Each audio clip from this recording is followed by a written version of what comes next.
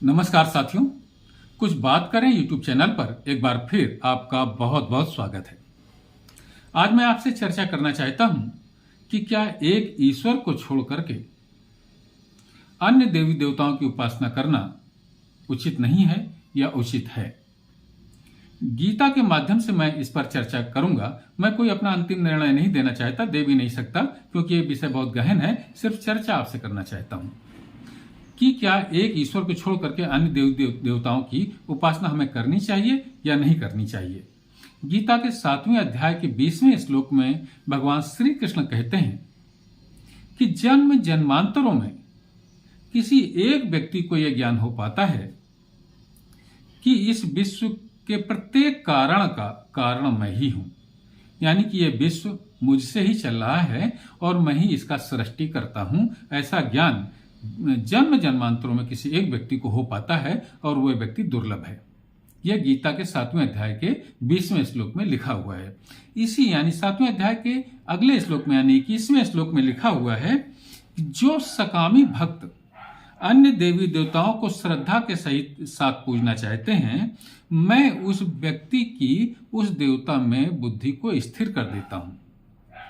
भगवान श्री कृष्ण कहते हैं कि जो सकामी भक्त यानी कि कुछ कामना लेकर के, कुछ इच्छा लेकर के कोई भक्त किसी अन्य मुझको छोड़ करके किसी अन्य देवी देवता की उपासना करना चाहता है अपनी उस इच्छा को पूर्ति करने के लिए, तो उस भक्त की उस देवता में मैं बुद्धि स्थिर कर देता हूं।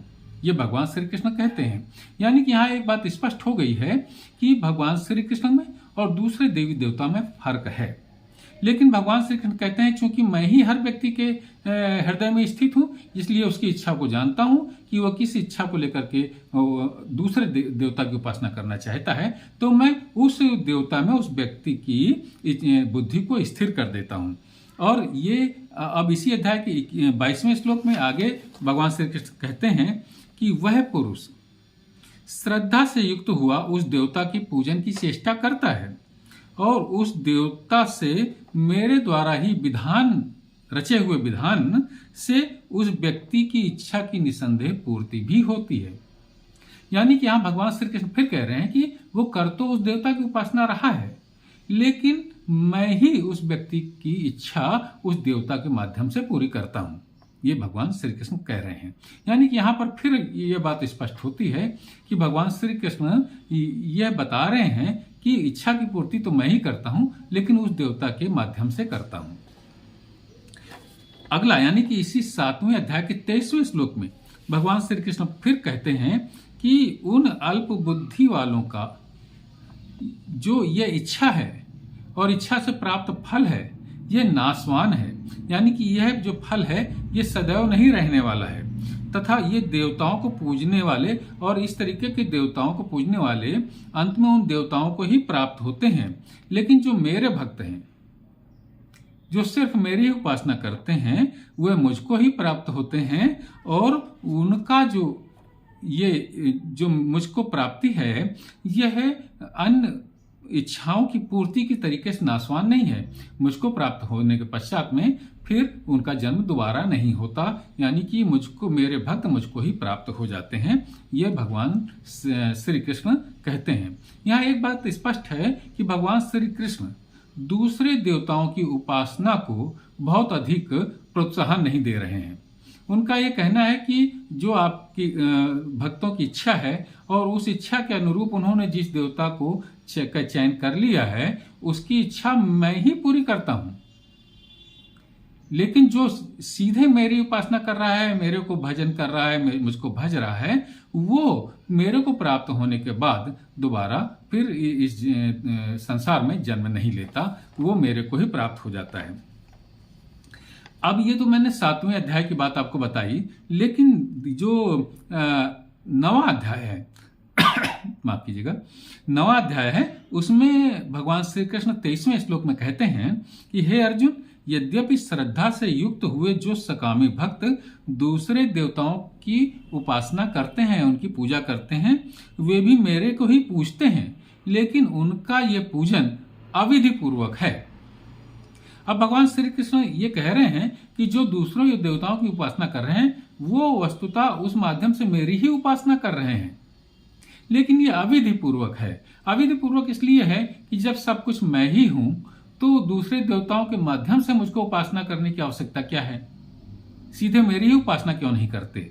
इसलिए वो अविधि पूर्वक है, क्योंकि दूसरे देवताओं की उपासना करने में तमाम तरीके के विधि विधानों का भी आश्रय वो लेते हैं, जबकि मेरे भक्त किसी भी तरीके से मुझको भजें, जिस भी भाव से मुझको भजते हैं वे मेरे को ही प्राप्त होते हैं। बहुत विधि विधान करने की उसमें आवश्यकता नहीं है।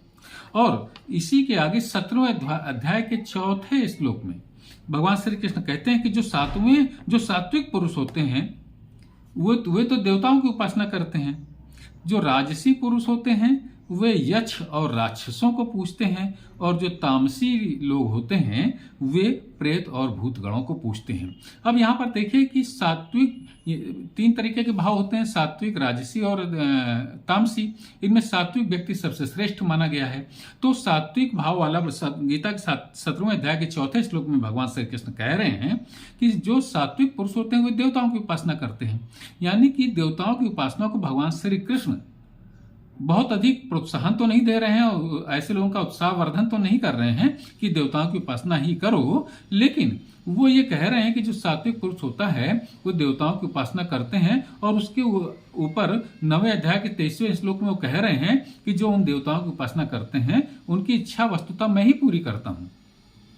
यानी कि भगवान श्री कृष्ण देवताओं की उपासना करने की बहुत अधिक आलोचना नहीं कर रहे हैं, लेकिन वे बहुत उसको प्रोत्साहन भी नहीं दे रहे हैं कि सीधे यदि जब ये जानते हुए भी कि सभी कारणों का कारण मैं ही हूं, देवताओं के माध्यम से मैं भी ही इच्छा पूरी कर रहा हूं, तो उन देवताओं की उपासना करने की क्या आवश्यकता है? सीधे मेरी ही उपासना क्यों नहीं करते आप?